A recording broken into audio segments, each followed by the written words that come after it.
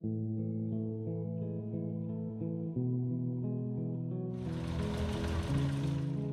នពេលដែលខ្ញុំមិនទាន់បានស្គាល់ចូលក្នុង CCS គឺខ្ញុំជួបការលំបាកច្រើន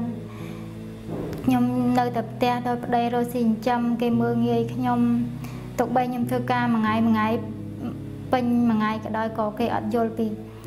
សភាពរបស់ខ្ញុំដែរគេគិតថាធ្វើបាបខ្ញុំគេមានស្រីមានញីគេមកដល់ផ្ទះគេរករឿងវាយដំខ្ញុំ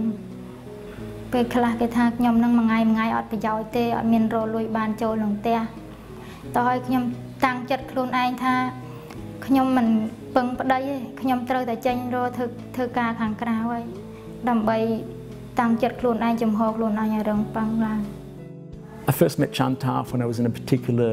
particularly impoverished village in the Sting Mingche area. Her child had been subjected to a very violent act and she needed hospital treatment. I met with Chantar and her daughter. We went to a medical clinic and the daughter was helped there and I've known Chantar since then. កាលហ្នឹងខ្ញុំសុំគាត់ផ្ញើកូនដើម្បីថាខ្ញុំចេញទៅធ្វើការខ្ញុំអត់ចង់នៅដេកស៊ីដោយសារប្តីចាកូនខ្ញុំបានចូលនៅទី5មុនគេមកអស់ហើយគាត់ក៏តាក់ទងឲ្យខ្ញុំហ្នឹងធ្វើការនៅកាមិនហ្នឹងដែរ We started the Garment Centre, which is a combination of teaching the mothers the basics of clothes making and design, as well as teaching on social issues. ពីកាត់ដេរសម្លៀកបំពាក់ដេរកាបូបនិយាយទៅខ្សែចាក់ខ្សែដៃចាក់អីគ្រប់សពទាំងអស់រៀនពីការវិជាកំណើតយើងស្ត្រីយើងត្រូវរឹងប៉ឹងដោយខ្លួនឯងនឹងការថែទាំសុខភាពក្នុងគ្រួសារនិងកូនចៅ I noticed that in the community after hours she was the person that the mothers would go to if they had problems. She was able to help people and she was able to do so with empathy. And I found empathy to be in very short supply when you have these impoverished and fairly violent communities. And it was that level of empathy and that willingness to help that made the decision to bring her into a more community-based role. ដោយសារតែការខិតខំប្រឹងប្រែងរបស់ខ្ញុំគាត់បានលើកទឹកចិត្តខ្ញុំឲ្យខ្ញុំមកធ្វើការនៅទី5ខាង social work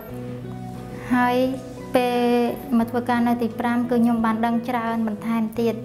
ដោយសារតែខ្ញុំបានចុះទៅសហគមន៍ខ្ញុំឃើញអ្នកសហគមន៍ពីមុនគាត់មានសភាពខ្ញុំពីមុនមានសភាពអញ្ចឹងដែរហើយខ្ញុំពេលចុះខ្ញុំចុះទៅដល់សហគមន៍ខ្ញុំឃើញគាត់អញ្ចឹងខ្ញុំគិតថាខ្ញុំនឹងចង់ឲ្យគាត់នឹងធ្វើដូចខ្ញុំដែរខ្ញុំបាននិយាយណែនាំគាត់ពីការខំប្រឹងតស៊ូអញ្ចឹងខ្ញុំបើសិនថ្ងៃអនាគតខ្ញុំមានដូចជាផ្ទះមួយសម្រាប់នៅហើយខ្ញុំនឹងព្យាយាមឲ្យកូនខ្ញុំរៀនសូត្រឲ្យបានដូចថាបានខ្ពស់ហ្មងបងខ្ញុំប៉ប៉ងប្រាថ្នាខ្ញុំចង់បានឲ្យកូនខ្ញុំរៀនឲ្យបានខ្ពស់អត់ឲ្យគាត់ជួបការលំបាកដូចខ្ញុំតាំងនៅតូចដូចខ្ញុំឯងខ្ញុំគិតថាស្ត្រីអាចផ្លាស់ប្ដូរសហគមន៍និងសង្គមតាមរបៀបដូចថាយើងត្រូវខិតខំតស៊ូធ្វើការរឹងប៉ឹងដោយខ្លួនឯងមានប្រាក់ខែសមរម្យមានលុយចាយ